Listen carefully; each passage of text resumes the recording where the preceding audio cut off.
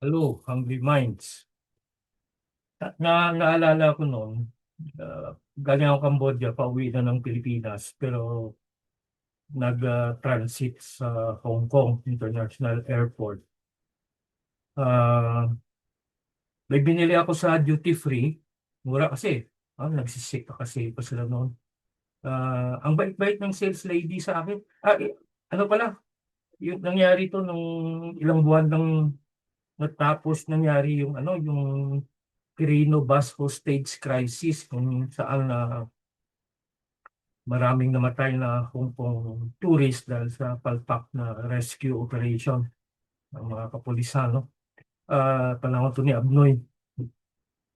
Anyway, dagdag natin yung duty free. Ang bait-bait sa akin ng sales lady, pero nung pinakita ko ng passport ko, kailangan kasi pag bumibili ka sa duty free, nung nalaman yung Pilipino ako, biglang nagbago, biglang parang lumamig, no?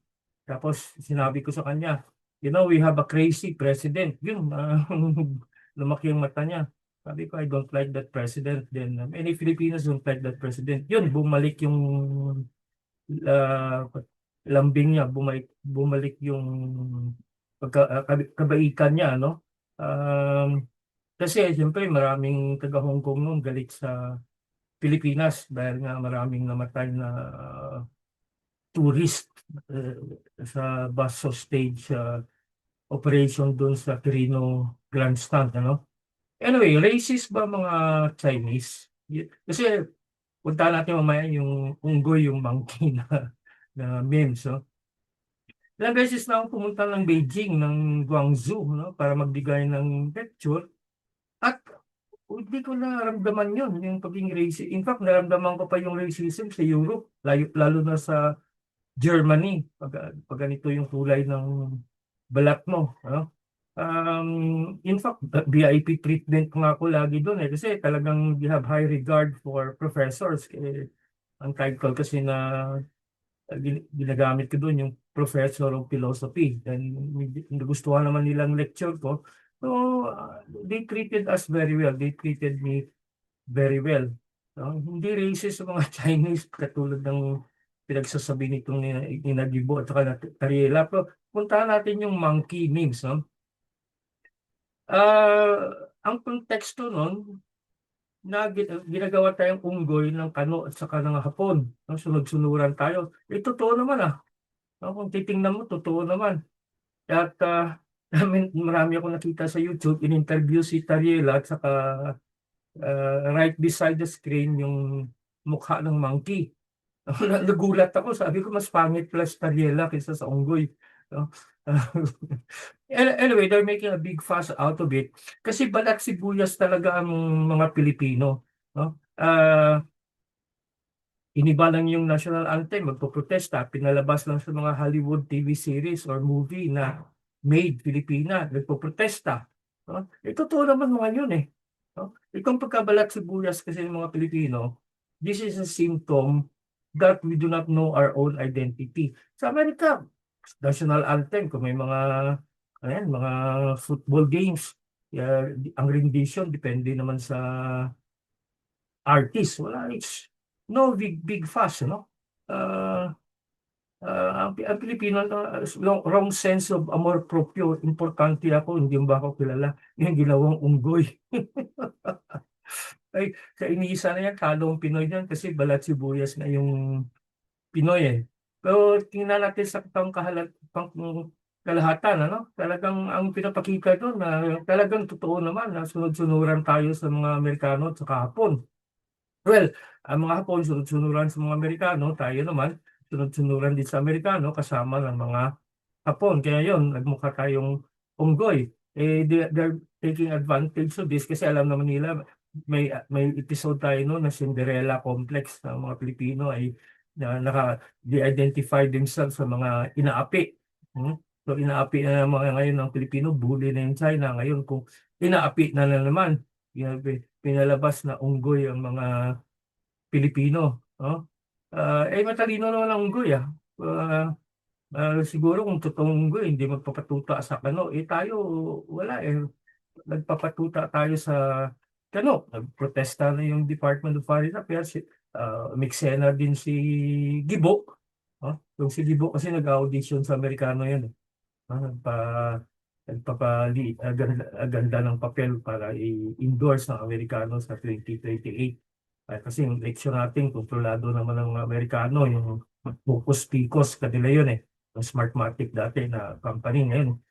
Ibang company na naman, pero it's the same dog with different color. Kaya kung sinong endorse ng Kano, yun ang mananalo sa eleksyon. No?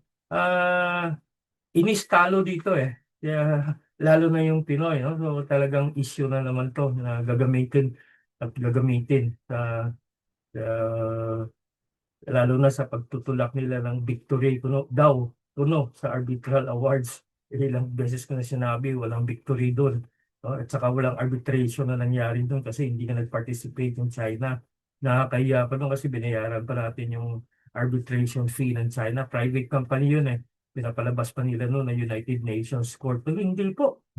No? Dapat yung mga ganyang kaso kasi dinadala mo yan sa ITLOS o sa ICJ. ITLOS, International Tribunal for the Laws of the Sea o sa International Court of Justice. Abogado mismo nila nagsabi na wag doon kasi tiyak talo tayo. Ngayon, niloko nilang Pilipino dahil dito sa arbitral award, dahil lumabas nga unggoy tayo kasi nagpapaloko tayo, hindi tayo nag-iisip. Pero I don't mean to insult monkeys, matatalino yung mga matsing eh. Our closest relative in the animal kingdom. So, anong kahihinatnan dito? Wala. Ganun na lang talaga. For sure, in the coming days, magpapalabas. In fact, mga Filipino, yun talagang racist. No? Chekwa, Chekwa. We also make fun of Chinese. Si Bishop Sok-Sok Villegas dati, gumaganyan-ganyan parang mataya. Yun ang racist ngayon na ginantihan kayo. Pikon kayo. Pikon talo dito, inis talo dito. So, ganun na lang. Oh? Pag hindi nag-iisip, pag nagpapatuta sa Kano, ay naku, kawawa talaga tayo. Alam mo, hindi ko lang ito karanasan. Marami na rin kung bansa na puntahan sa mundo. Basta Filipino passport yung pinakita mo, talagang ini-scrutinize nila. Tinitingnan pa yung mga list ng mga wanted, no? Basta Filipino passport, ganun kasama yung reputasyon talaga natin sa buong mundo. Although healthcare in America will not survive without the Filipino nurses. Sila yung backbone ng healthcare ng Amerika doon. No? Filipino seamen are admired. Seafarers no, are admired all over the world. Pero ang baba ng sweldo. No? Dito sa Asia, ang tawag sa atin ng mga other ASEAN countries, little brown brother of the Americans, little monkeys of the Americans, no? Ang baba talaga ng tingin nila sa Pilipino. Kaya minsan, pag may namita kong mga taga-ASEAN countries, mga forum, nabibigla din sila sa posisyon ko, sa stand ko. Then, alam din nila na tama ako na ano talaga ang nagpapahirap sa Pilipinas. Sa Asia, ang gugulo, gusto nila ng gera dito. Kaya naisip din nila, hindi pala lahat ng Pilipino ay bobo. Hindi pala lahat ng Pilipino ay nagpapaunggoy sa Amerikano. No? So, kawawa ng Pilipinas. The way people of other nations treat us, look at us. No? Ang baba talaga. Sino nga nagpapaunggoy tayo sa mga Kano.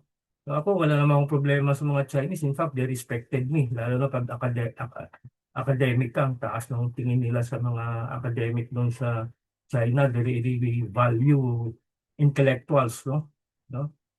Karamihan sa mga high government officials na meet ko doon, mga intellectual talaga, matatalino, magagaling. Dito lang sa atin dito, tingnan mo yung circus ngayon dyan sa Senado, sa impeachment. Binababoy na ang batas. You expect na gagalangin tayo ng mga taga-ibang bansa sa pinaggagawa natin. No? Yung presidente natin, bangag. No? Hindi nagtatrabaho. No? Magnanakaw pa. Wala tayong ginagawa. May naglalali, pero kulang. No? Kulang. Kasi sabi ko nga, may people power fatigue na yung mga Filipino eh. No? At wala rin maasahan sa armed forces. So, sa tingin niyo ba, gagalangin pa tayo ng mga ibang bansa, no? Unless na tumindig tayo sa totohanan. Tumindig tayo para patalsikin na yung mga Amerikano sa bansang ito. Grabe na yung propaganda nila ngayon.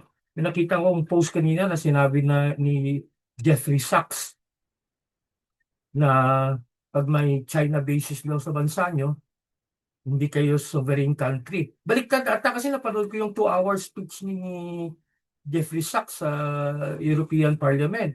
Ang sinabi niya, pag may US base sa bansa nyo, you're not a sovereign country. Pero ito, pinost mo ng Indo-Pacific Forum, ha? Isang propaganda web page sa Facebook ng mga CIA. Yeah? Kasama dyan yung mga Strat Base, yung Sea Light, ha? Yung Gordian Knot. Talagang binabaliktad nila. Sinungaling talaga. Demonyo, basta demonyo sinungaling. Kaya dapat magising na talaga tayo na ang bottom line sa paghihirap natin ay Amerikano. Ganon din ang, yan nga hindi mo mapatalsik si BBM. Kasi sa kasaysayan, mga diktador, Shah of Iran, Somoza, etc. No, kahit grabe na yung human rights violation, grabe na yung corruption, pinapabayaan lang kasi